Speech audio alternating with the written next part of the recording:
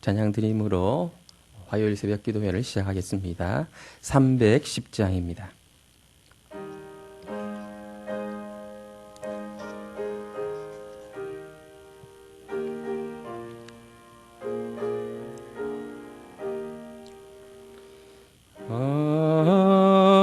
하나님의 은혜로 있을 데 없는 자 왜 구속하여 주는지 난 알 수 없도다.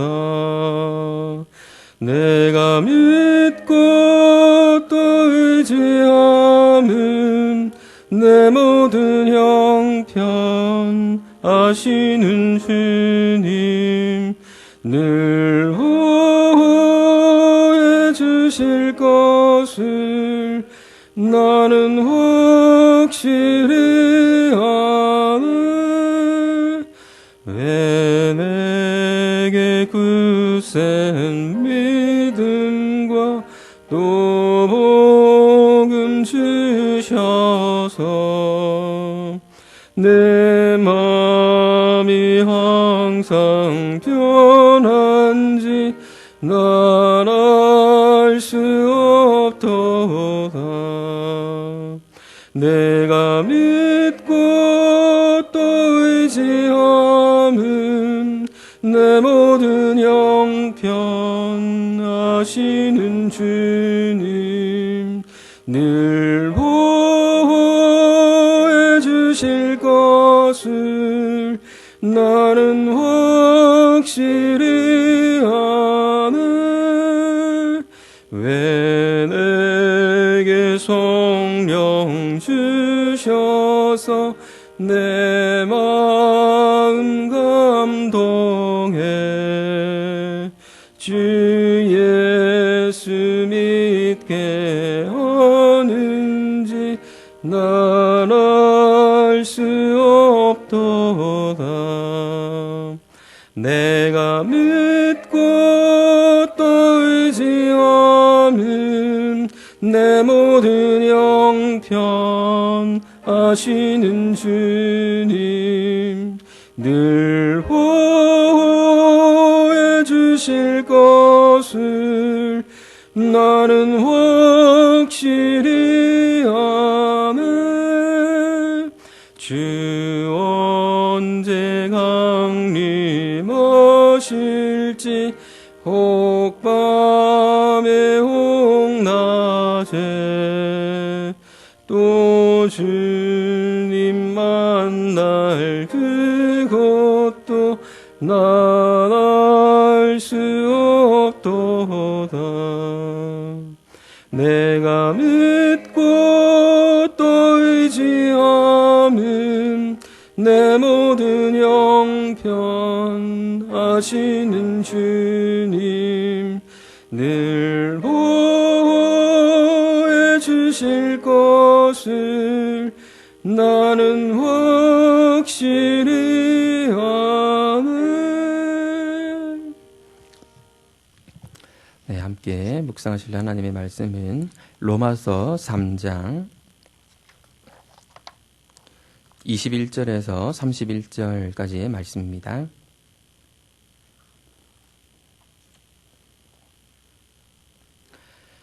로마서 3장 21절에서 31절까지의 말씀 우리 한 절씩 교독하겠습니다. 제가 먼저 읽겠습니다.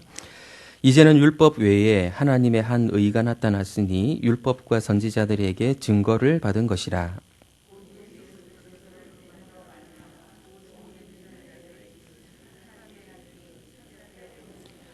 모든 사람이 죄를 범하였음에 하나님의 영광에 이르지 못하더니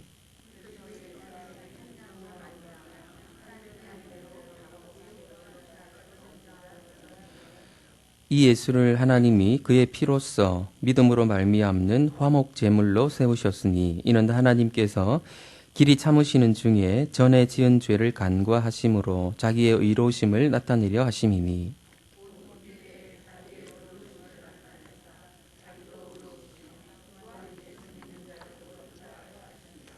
그런즉 자랑할 때가 어디냐 있을 수가 없느니라. 무슨 법으로냐 행위로냐 아니라 오직 믿음의 법으로니라.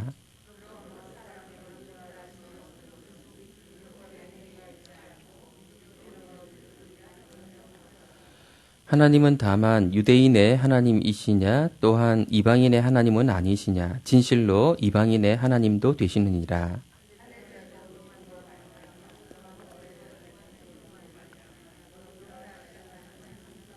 같이 보겠습니다. 그런즉 우리가 믿음으로 말미암아 율법을 파기하느냐 그럴 수 없느니라. 도리어 율법을 굳게 세우느니라. 아멘. 정말 재미있는 영화나 드라마를 보게 되면 꼭 빠지지 않고 등장하는 것이 있습니다. 한마디로 반전이라는 것입니다. 주인공이 정말 빠져나갈 수 없는 그런 공경, 위기 가운데 빠져 있다가 전혀 예상치 못한 방법으로 그 공경을 벗어나는 그런 그 장면들을 보게 될 때 기분 좋은 감정, 안도의 한숨과 함께 기분 좋은 감정을 느끼게 되는데요. 그런 반전을 보는 것이 영화를 보는 맛, 드라마를 보는 맛이 아닌가 그런 생각이 듭니다. 성경 전체가 하나님께서 직접 각본을 쓰신 하나님의 드라마, 하나님의 이야기라는 사실을 알고 계십니까? 성경 전체에 엄청난 반전이 사실은 숨겨져 있거든요. 모든 반전 드라마들의 근원이 이 성경이 아닐까 이렇게 생각할 수 있을 정도로 성경에는 하나님의 놀라운 반전이 숨어 있습니다.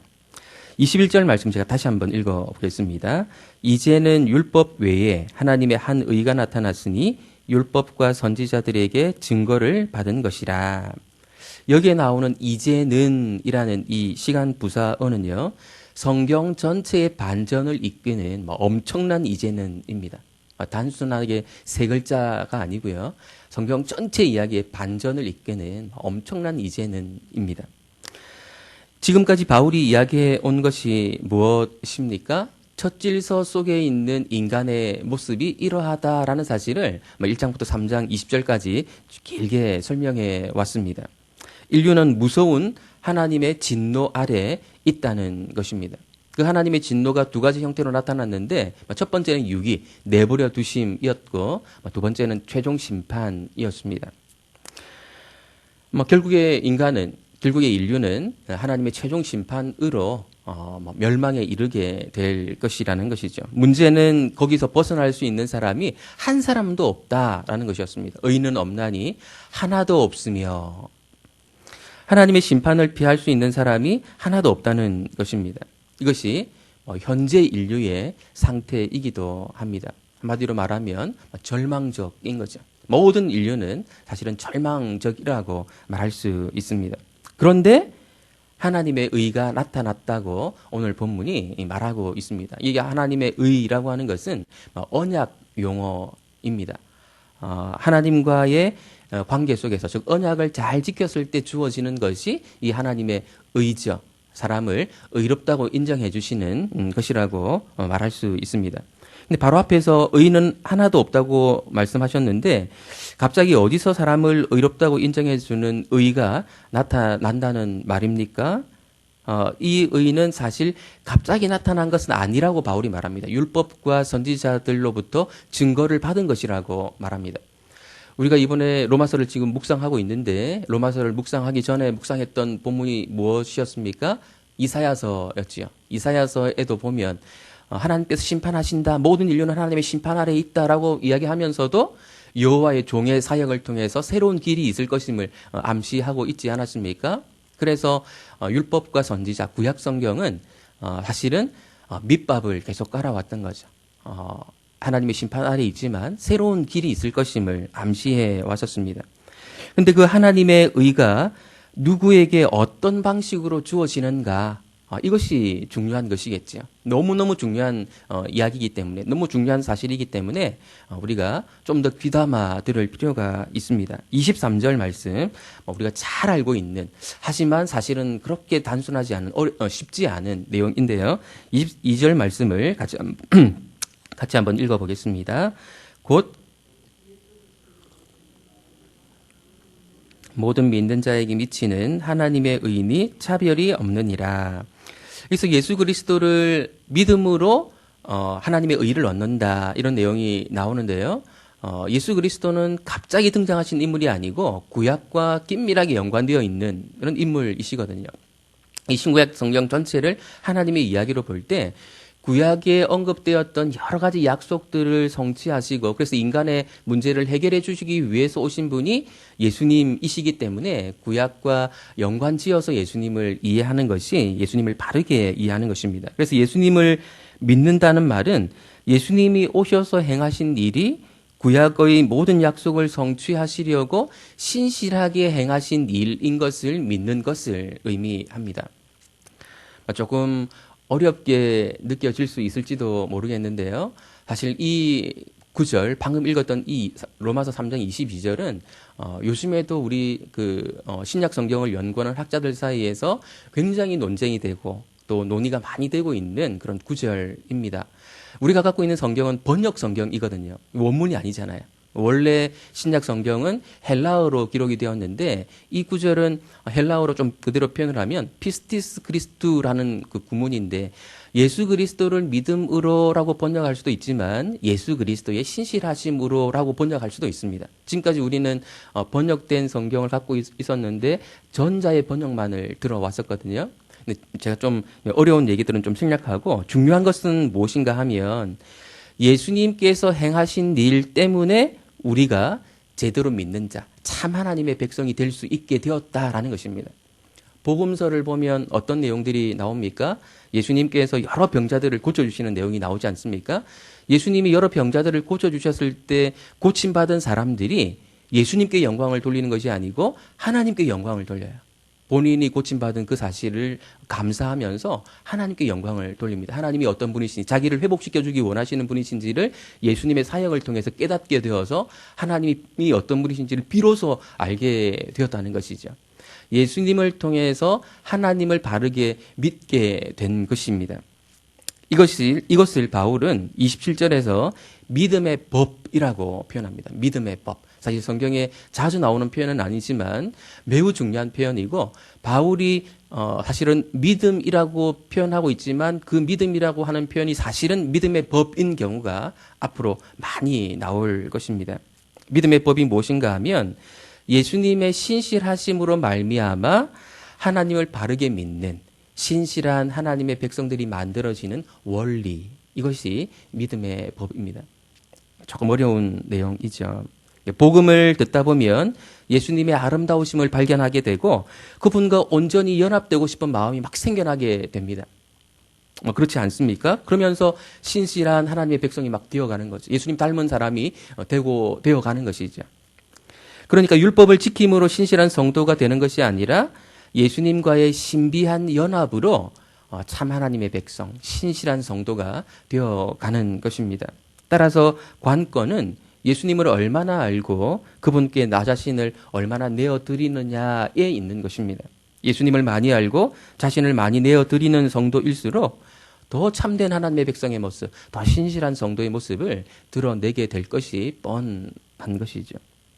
그렇다면 믿음의 법을 통해 하나님의 의가 나타나는 그 이유가 무엇일까요? 바울은 이렇게 설명합니다. 23절, 24절 말씀 같이 한번 읽어보겠습니다. 모든 사람이 죄를 범하였음에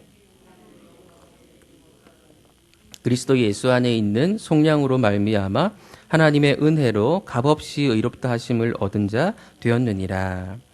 모든 사람이 죄를 범해서 하나님께서 원래 의도하신 목표에 도달하기는커녕 심판에 이르게 되었다. 그래서 믿음의 법이 등장하게 되었다. 이렇게 바울은 말하고 있습니다.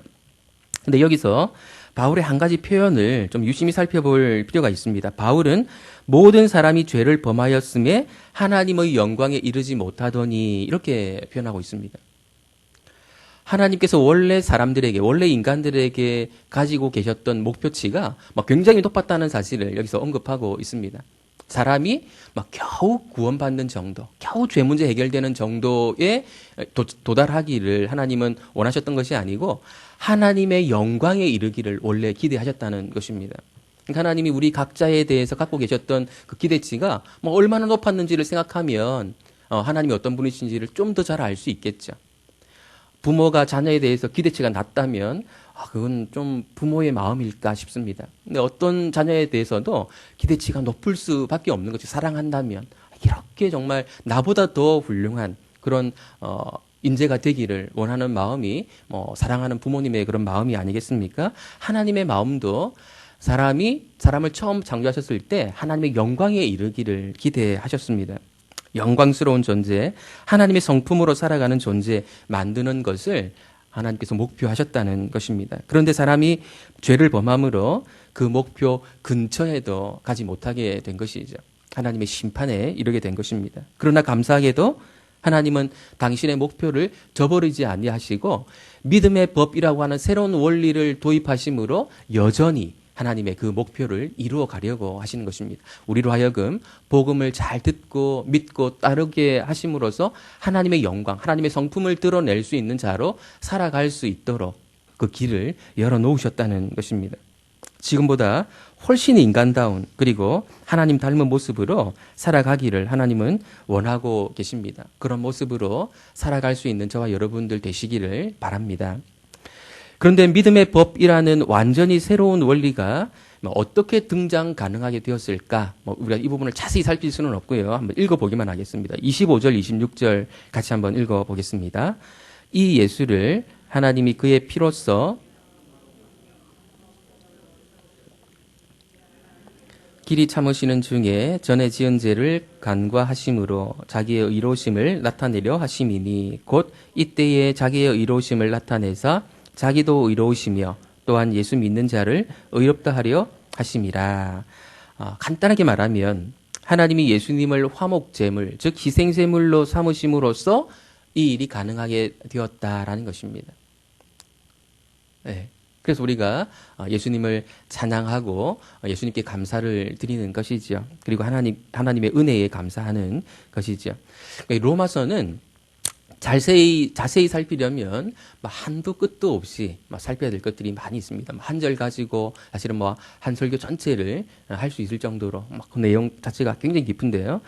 그렇게 할 수 없기 때문에 우리가 중심 개념이라도 좀 잘 잡아 나갈 필요가 있을 것 같습니다. 지금까지 흘러온 내용이 굉장히 중요한 내용이기 때문에 어떤 내용들이 있었는지를 좀 다시 한번 정리해 보려고 합니다.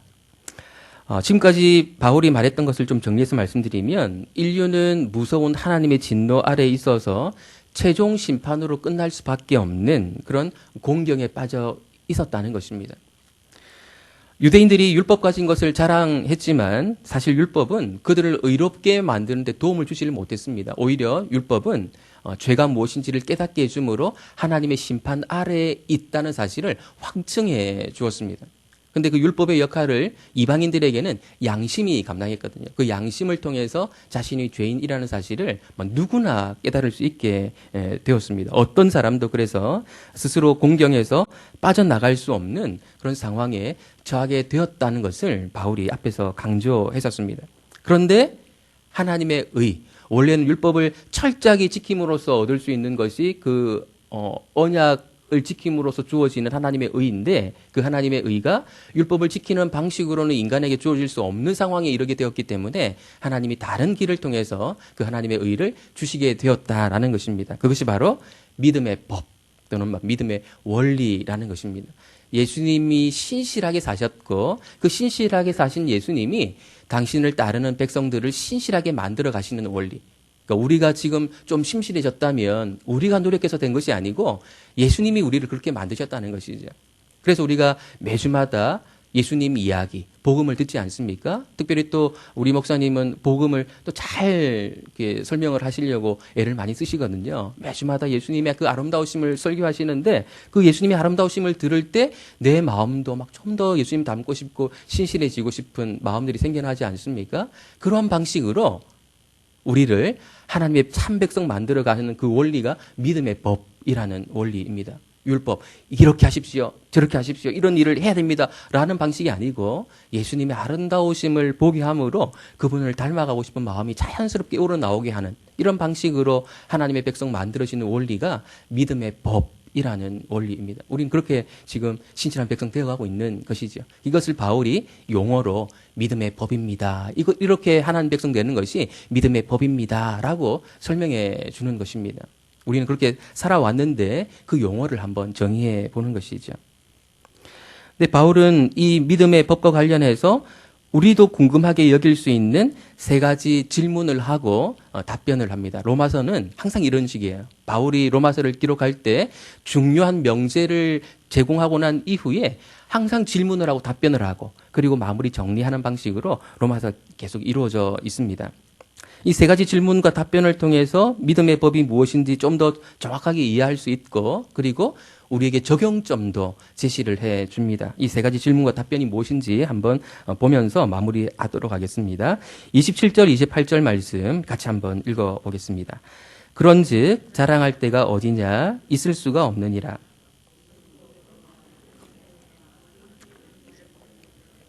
그러므로 사람이 의롭다 하심을 얻는 것은 율법의 행위에 있지 않고 믿음으로 되는 줄 우리가 인정하노라. 첫 번째 질문은 무엇인가 하면 자랑할 것이 있느냐라는 것입니다. 율법을 지킴으로 하나님의 의에 이르는 사람이 있다면 자랑하려고 하겠죠. 스스로의 노력으로 하나님의 의를 얻은 것이기 때문에 자랑하고 싶은 마음이 있을 겁니다. 그래서 율법적인 그리스도인은 그리스도인일 수가 없는 것이죠. 앞에서 의는 없나니 하나도 없다라는 사실이 이미 선언되었습니다. 그리고 이 사실은 바울이 임의로 선언한 것이 아니고 구약 이스라엘 역사 전체를 통틀어 볼 때 그런 역사가 없었거든요. 구약 이스라엘 이야기 전체가 이 사실을 증명합니다. 의인이 하나도 없다는 사실을 말이죠. 그래서 믿음의 법이 오게 된 것입니다. 믿음의 법으로 하나님의 의를 얻는 사람은 당연히 자랑할 것이 없는 것이죠. 예수님의 신실하심으로 그 의가 오게 되었고 예수님의 신실하심이 지금도 우리를 계속 의롭게 만들어가고 있는 과정 가운데 있기 때문에 우리가 하는 것이 아니라는 사실을 인정하는 사람들이 바로 우리 그리스도인들이거든요. 그래서 우리는 자랑할 것이 없고 이 사실을 우리가 잘 알고 있다면 자랑하는 것이 아니라 감사해야 되는 것입니다. 감사밖에 할 것이 없는 것입니다. 예수님을 그래서 우리가 매주마다 찬양하는 것이죠. 그런데 이렇게 감사할 때 마음을 좀 넓힐 필요가 있습니다. 감사할 때 마음이 좁혀질 수도 있는데요. 마음을 좀 넓힐 필요가 있습니다. 이것이 두 번째 질문과 연관이 됩니다. 29절, 30절 말씀 같이 한번 읽어보겠습니다. 하나님은 다만 유대인의 하나님이시냐 또한 이방인의 하나님은 아니시냐 진실로 이방인의 하나님도 되시느니라. 할례자도 믿음으로 말미암아 또한 무할례자도 믿음으로 말미암아 의롭다 하실 하나님은 한 분이시니라. 두 번째 질문은 무엇인가 하면 이방인도 여기에 포함되느냐, 즉 이방인도 하나님의 의를 얻을 수 있느냐라는 것입니다. 우리는 전혀 유대인과 이방인 사이의 어떤 갈등의 문제에 대해서 관심이 없지만 초대교회 당시에는 어느 교회마다 유대인들과 이방인 사이에 갈등이 있었습니다. 유대인들은 선민의식이 있었기 때문에 이방인도 하나님의 백성 된다는 사실을 받아들이기가 쉽지 않았거든요. 우리 시대에는 노사 간의 갈등과 비교할 수 있을까요? 지금 미국으로 치면 유색인종과 백인 간의 어떤 갈등 이런 것처럼 이 당시에는 유대인과 이방인 사이에 갈등이 있었다는 사실을 염두에 둘 필요가 있습니다. 그런데 믿음의 법으로 하나님의 백성 되는 것이기 때문에 당연히 이방인도 하나님의 백성 된다는 것이 바울의 주장입니다. 이제는 유대인이건 이방인이건 상관없이 믿음의 원리로 예수님의 신실하심이 당신의 신실한 백성 만들어 가시는 그 원리로 하나님의 백성 되는 것이기 때문에 이방인도 하나님의 백성이 될 수 있다. 이렇게 주장을 하는 것입니다. 그래서 당시에 그 하나님의 백성이라고 불렸던 유대인들은 마음을 넓혀서 이방인들을 수용해야 마땅한 것이죠. 우리 역시 마음을 넓힐 필요가 있습니다. 담임 목사님이 설교 시간에 몇 차례 언급하신 것처럼 정치 성향이 좀 달라도 나와 다른 정치 성향을 가지고 있는 사람도 같은 하나님의 백성 될 수 있다는 사실을 우리가 자꾸 인정함으로 우리 공동체가 참된 교회, 참된 이런 교회라는 수식어를 붙이지 말라고 하셨는데 교회가 되면 된다고 그렇게 하셨는데요. 그런 교회가 되어야 되는 것이죠. 나도 아무 자격 없이 하나님의 의를 얻게 되었다면 그 은혜가 다른 사람에게도 주어질 수 있는 것이 당연한 것 아니겠습니까? 합리적으로 생각해 보면 당연한 것인데 그렇지 않기 때문에 자꾸 마음이 좁아져서 누구는 안 돼, 누구는 안 돼 이렇게 배격하려는 그런 모습이 생겨나는 것입니다. 오히려 기뻐하는 것이 마땅한 것이죠. 세 번째 질문은 율법과 관련된 질문인데 믿음의 법이 율법을 배하느냐라는 것입니다. 나중에 생긴 이 믿음의 법이 율법을 이렇게 무시하는 것이냐, 배하는 것이냐라는 것입니다. 바울은 여기서 그렇지 않다라고 간단하게 설명하고 앞으로 이어지는 본문 4장과 또 앞으로 이어질 7장 이런 본문들에서 율법이 어떤 기능을 하는 것인지 믿음의 법과 어떻게 충돌하지 않고 이게 자연스럽게 서로 연관되어 있는 것인지를 앞으로 설명해 나갈 것입니다. 로마서를 묵상해 가시면서 이런 부분들에 대한 또 해답도 들으시기를 바랍니다. 오늘 말씀을 마무리하겠습니다. 첫 질서 속에서 살아가던 우리에게 기다리고 있던 것은 무서운 하나님의 진노 그리고 하나님의 심판뿐이었다는 사실을 우리가 잘 기억할 필요가 있습니다. 우리는 원래 우리가 예수님께로 나오기 전에 우리에게는 아무 희망이 없었고 우리에게 있는 것은 절망뿐이었다는 사실을 전제하지 않는다면 복음은 우리에게 정말 기쁜 소식일 수 없겠죠. 우리는 원래 그런 상태에 있었던 사람들이었습니다. 그런데 이제 완전히 새로운 길이 우리에게 열리게 된 것입니다. 예수님의 그 신실하심이 죽기까지 하나님께 복종하셨던 그 신실하심이 만들어 놓은 그런 새로운 길입니다. 예수님이 어떤 분이신지 배워갈 때마다 그분은 우리를 조금씩 더 신실한 백성으로 만들어 가실 것입니다. 그분이 하시는 일이기 때문에 우리는 자랑할 것이 없습니다. 나 잘난 척 그렇게 할 필요가 없고요. 감사할 것밖에 없습니다. 은혜로 주어지는 일이기 때문에 우리의 마음을 넓힐 필요가 있습니다. 다른 사람에게도 은혜가 주어질 수 있다는 사실을 기억하고 나와 좀 성향이 맞지 않는 사람도 품어주려고 좀 넓은 마음을 가질 필요가 있습니다.